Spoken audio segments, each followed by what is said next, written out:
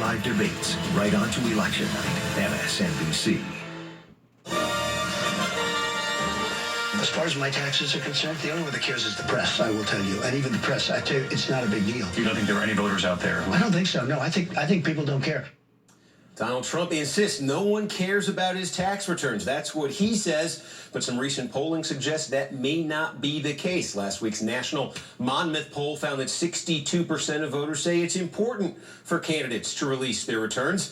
Of course, there are reasons candidates might not want to release their tax returns. Here's an example of what can happen when you do release them. This one involves the Clintons. They have released their tax returns, and from those returns that they made public, there is now a controversy, and it has to do with this $17.6 million paid to Bill Clinton since 2010 by a massive for-profit chain of colleges, Laureate Universities. Now, Clinton was given the title of honorary chancellor. He made speeches on behalf of the company, and his contract with it expired 12 days before his wife, Hillary, announced her candidacy for president. Now, the issue of for-profit universities and their role in the education world has become a lightning rod for accusations of deception. And Laureate is facing criticism from some of its former students of its flagship U.S. school, who say that the school didn't deliver on promises and that they are now saddled with debt as a result. Hillary Clinton has been a vocal critic of for-profit schools like this one,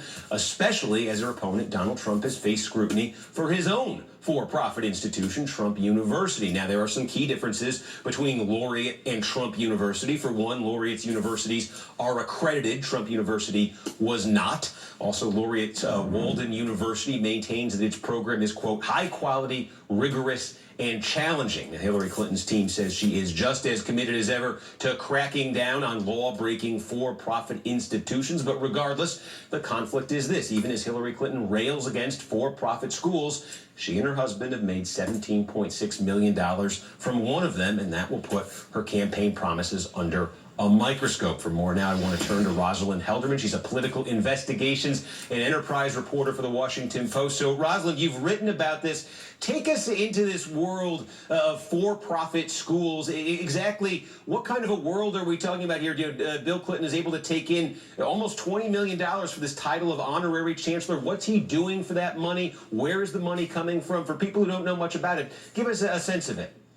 Sure. Well, this has been a highly controversial industry, and the company that President Clinton worked for in particular, its business model has involved largely expanding overseas. They only have 5 campuses in the United States. They have something like 80 all around the world.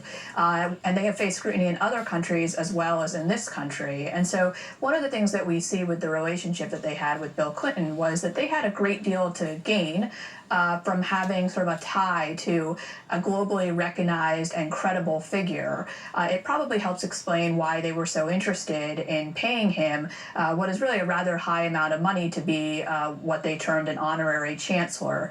We found a good example of this in Malaysia, where they had a campus, and there was an event at their Malaysia campus where they read aloud a statement from the higher education minister of the country, noting there must have been something very special about Laureate that a person like Bill Clinton wanted to be involved with them. That might be true, but it might have also been that, $18 million he was getting paid. And also, you write about his wife was Secretary of State as he was collecting this money. There was a State Department event where Hillary Clinton made sure that Laureate University had a seat at the table. This didn't enrich them in any direct way, but it enhanced the prestige of their brand. Yeah, exactly. That took place about 9 months before Bill Clinton got his contract, and there's an email that's been out in the Hillary Clinton emails in which she actually requests of her chief of staff that Laureate be included, and she notes that their founder, Doug Becker, likes Bill Clinton a lot. And I spoke to a man who also attended that meeting, who's a real advocate for lowering the cost of higher education, who said, look, what you actually talk about at a meeting like that doesn't really matter. It's not that you get to, make the case for your institution at a meeting like that. It's the fact that you get to say that you were there. That provides huge legitimacy for your institution, and you get to know the people who are in the room who could help you in the future. And he said, a lot of these for-profit guys really want to get invited to events like that one, and Secretary Clinton made sure that this company was. All right, Rosalind Helderman with the Washington Post. Thanks for the time. Thanks for having me. And again, we should know, we know about this story. It only came to light because the Clintons made their tax returns public. That's something Donald Trump continues to refuse to do. And speaking of Trump, Trump today faced